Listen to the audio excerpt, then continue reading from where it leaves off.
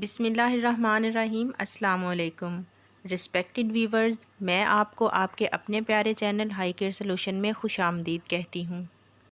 As you know کہ ہمارے channel پر آپ کو ہمیشہ مختلف موضوعات پر معلومات فراہم کی جاتی ہیں۔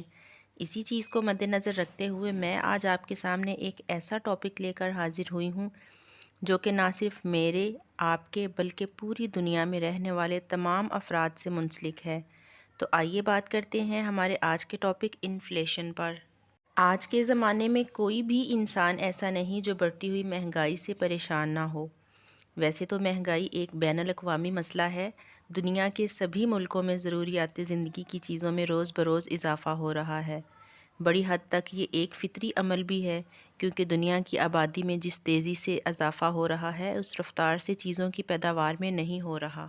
دنیا میں لوہے، کوئلے اور پیٹرول کے ذخیرے بڑھتی ہوئی صنعتی ترقی کے پیش نظر جس تیزی سے استعمال میں آ رہے ہیں، اتنی تیزی سے نئے ذخیروں اور وسائل کی دریافت نہیں ہو سکتی۔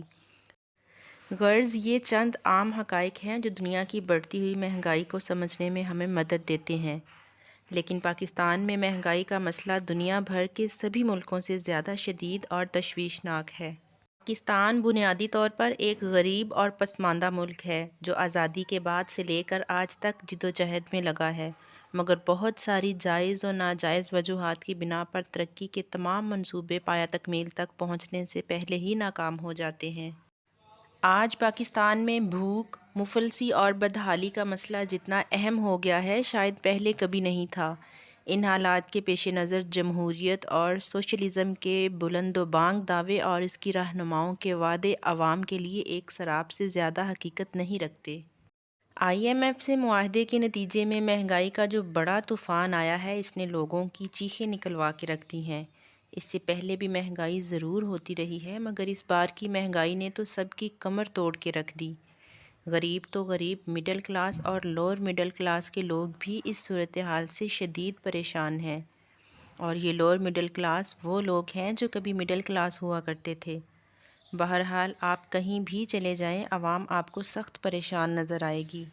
مہنگائی کی ذمہ داری ہم کسی ایک جماعت پر نہیں ڈال سکتے، کیونکہ یہ سب جماعتوں کی مشاورت سے کیے گئے معاہدے کی وجہ سے سامنے آئی ہے، اور اس کے نتیجے میں پیدا ہونے والی بھیانک مہنگائی کے بوجھ کی وجہ سے انسان خودکشی کرنے پر مجبور ہو رہا ہے۔ بجلی اور پیٹرول کی قیمتوں میں کمر توڑ اضافے کے ساتھ روزمرہ استعمال کے لیے اشیاء خوردنی بھی عام انسان کی دسترس سے باہر ہو چکی ہیں۔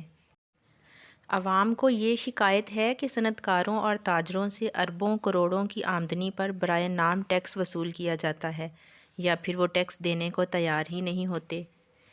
اس کے مقابلے میں ملازمت پیشہ پاکستانیوں کی تنخواہ میں سے بہت زیادہ ٹیکس کاٹا جاتا ہے، جبکہ چیئرمین سینٹ کی سہولیات، بیوروکریسی کے اخراجات، قومی اور صوبائی اسمبلی کے ارکان کے اخراجات میں دن بدن اضافہ ہوتا جا رہا ہے۔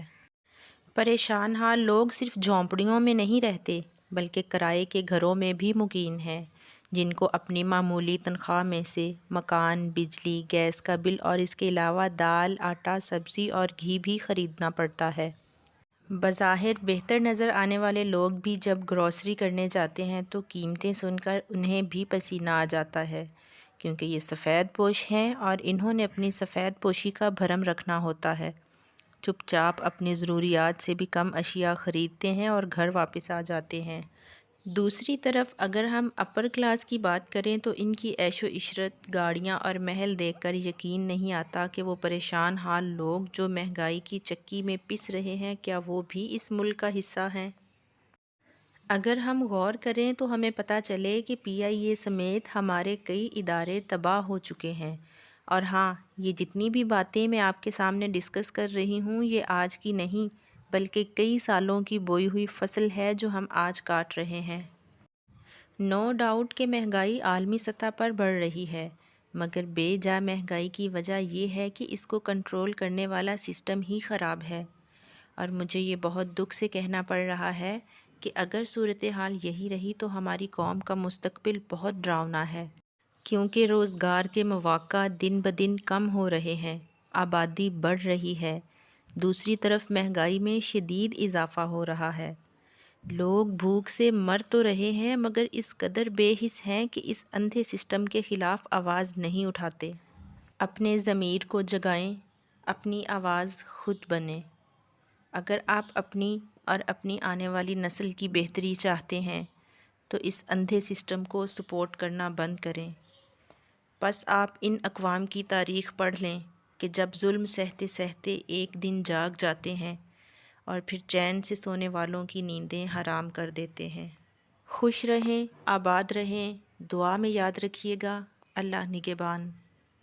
اگر آپ کو ہماری ویڈیو پسند آئی ہو تو چینل کو سبسکرائب اور ویڈیو کو لائک اور شیئر کرنا مت بھولیے گا۔